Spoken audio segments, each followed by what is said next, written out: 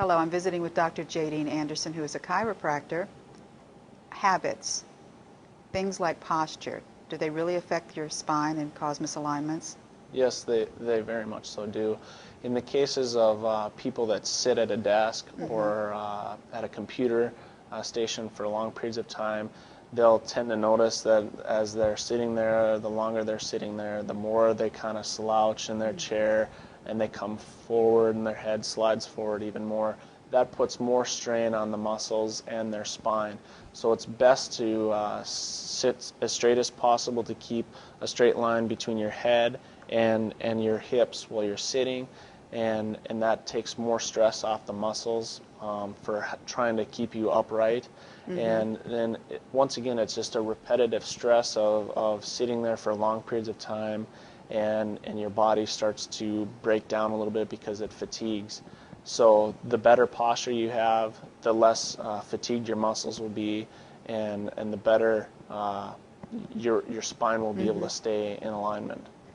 When the head comes forward, that pulls the neck out of alignment?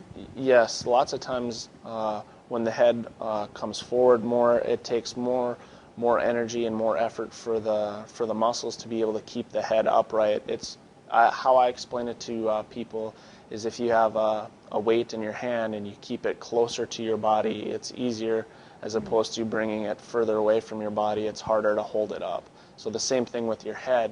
The further your head starts to slide forward with your bad posture, the more your muscles have to work, the more stress and strain it is on your lower neck.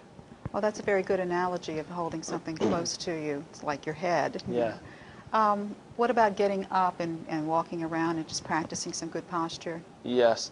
What I recommend to people that are doing jobs where they're in a seated position for long periods of time is to get up and take breaks, even a 5-minute break where they're up and they're walking and moving a little bit, just to kind of reset their body for the next session of sitting down and working.